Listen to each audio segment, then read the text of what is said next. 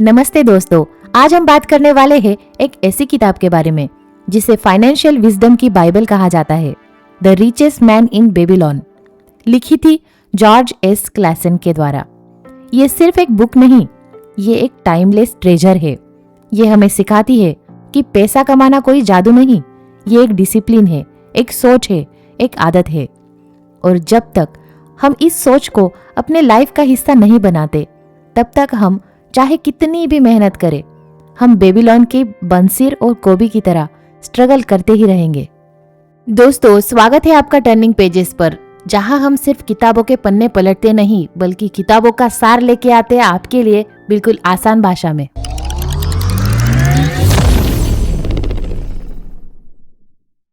बहुत पुरानी बात है, एक शहर था बेबीलोन, सोना, गहने, दौलत से भरा हुआ। वहां के लोग दुनिया के सबसे समझदार और सक्सेसफुल लोग माने जाते थे। उस शहर में दो दोस्त थे, बंसीर जो रथ बनाता था और कोबी जो संगीत बजाता था। दोनों मेहनती थे, ईमानदार थे, पर जेब हमेशा खाली। एक दिन बंसीर अपने घर के बाहर बैठा था, सपने देख रहा था फ्यूचर के। बैठे बैठे सोच रहा था कि अगर मेरे पास बहुत सारा सोना आ जाए तो मैं क्या करता। तभी उसका दोस्त कोबी वहां पर आता है और बोलता है, बंसीर, अगर तेरा सपना सच होता तो क्या तू मुझे थोड़ा गोल्ड उधार देता? दोनों हंस गए, पर फिर चुप हो गए। एक गहरी सोच उनके चेहरे पर आ गई। हम दोनों इतनी मेहनत करते हैं, फिर भी हमारे पास कुछ भी नहीं, क्यों? और यही से उनका सफर शुरू होता है सीखने का। वो जाते हैं बेबीलोन के सबसे अमीर आदमी के पास, जिसका नाम था अर्कद। अर्गद भी पहले उनकी ही तरह गरीब था। उसके पास भी कुछ भी नहीं था, बस एक सपना था। एक दिन उसने फैसला किया, जब कुछ लोग अमीर बन सकते हैं तो मैं क्यों नहीं? और उसने सीखा एक मनी लेंडर अल्गमस से।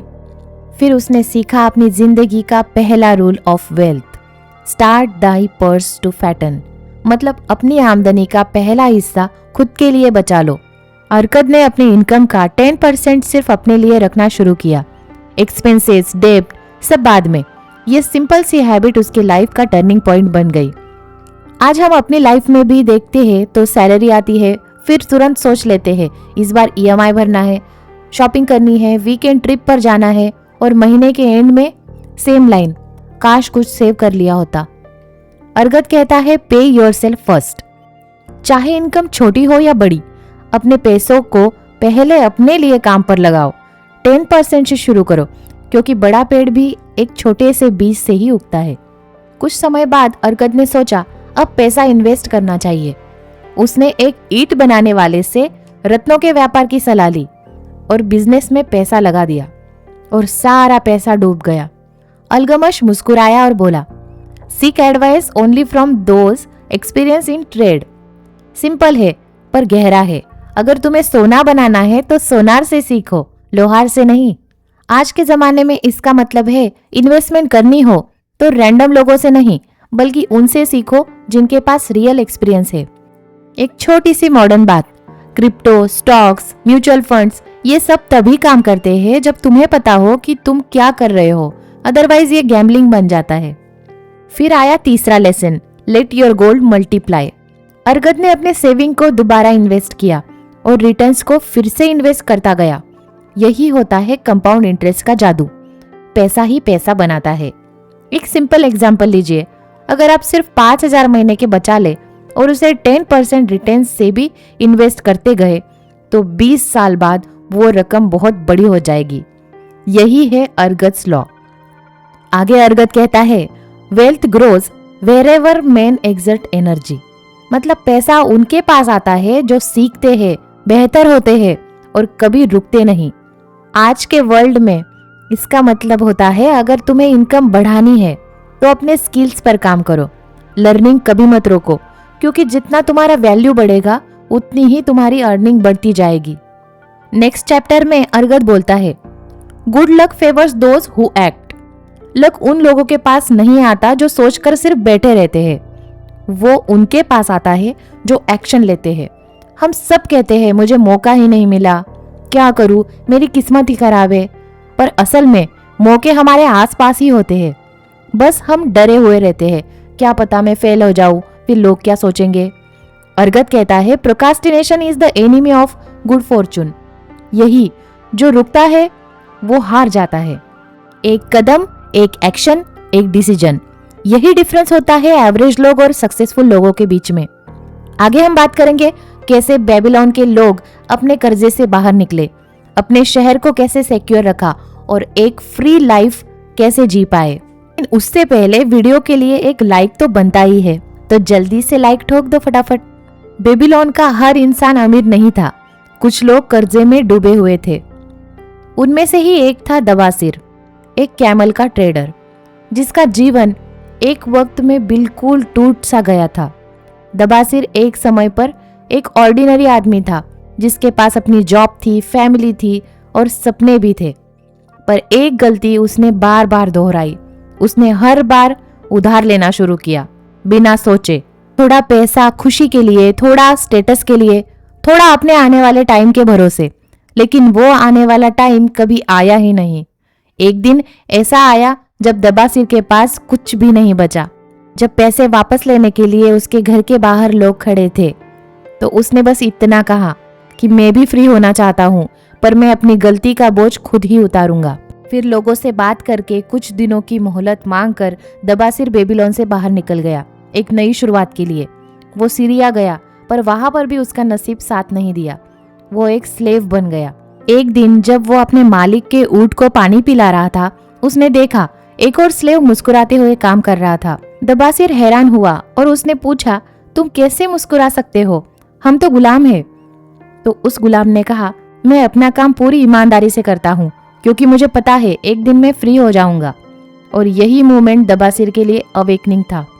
उसने अपने आप से कहा, फ्रीडम कोई गिफ्ट नहीं, ये एक जिम्मेदारी है। मैं अपने डिसीजंस के लिए खुद जिम्मेदार हूँ। और यही वो पल था जिसने दबासिर की सोच को झकझोर रख दिया। उसे एहसास हुआ कि गरीबी या गुलामी दोनों बाहर से नहीं, हमारे अंदर से, हमारे सोच से पैदा होती है। कई महीनों बाद दबासिर भागकर बेबीलोन लौट आया। वो अब कमजोर आदमी नहीं था, उसकी आंखों में आग थी, एक नई शुरुआत की चाह थी। उसने तय किया कि मैं हर उस व्यक्ति को पैसे वापस चुका दूंगा जिससे मैंने उधार लिया था। वो अपने सभी कर्जदाताओं के पास गया, एक एक से मिला और बोला, मैं अभी सब कुछ नहीं चुका सकता, लेकिन मैं हर महीने अपनी कमाई का हिस्सा दूंगा, जब तक कि कर्ज खत्म ना हो जाए। दबासिर ने एक लिखित प्लान बनाया। उसने लिखा, मैं अपनी हर गलती चुकाऊंगा, एक एक कॉइन से। उसने अपनी इनकम को 3 पार्ट्स में डिवाइड किया।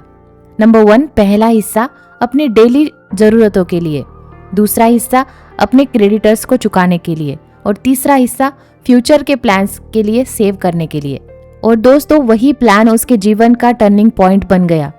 थोड़ा थोड़ा करके दबासिर ने अपने सारे कर्ज चुका दिए। उसने अपनी इज्जत, अपनी आज़ादी और अपना विश्वास दोबारा पा लिया। आज के ज़माने में हम सब दबासिर जैसे ही है, लोन्स, क्रेडिट कार्ड्स, EMI और हर महीने का प्रेशर। पर असली सवाल ये है, क्या हम अपने पैसों के मालिक हैं या अपने पैसों के गुलाम? दबासिर हमें सिखाता है कि कर्जा खुद बुरा नहीं होता, पर जब वो तुम्हें कंट्रोल करने लगे तब वो तुम्हारा केज बन जाता है।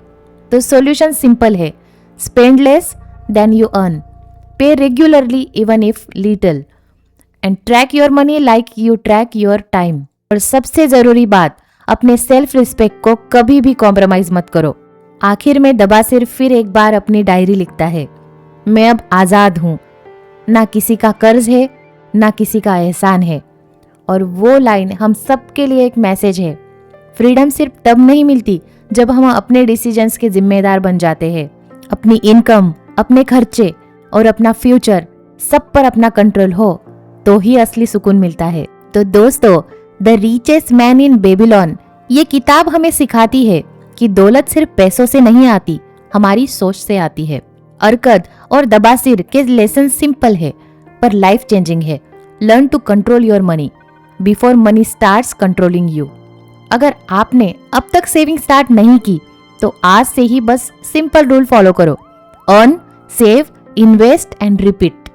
और याद रखो, बेबीलोन के लोग भी हम जैसे ही थे, बस उन्होंने एक फर्क किया, उन्होंने एक्शन लिया।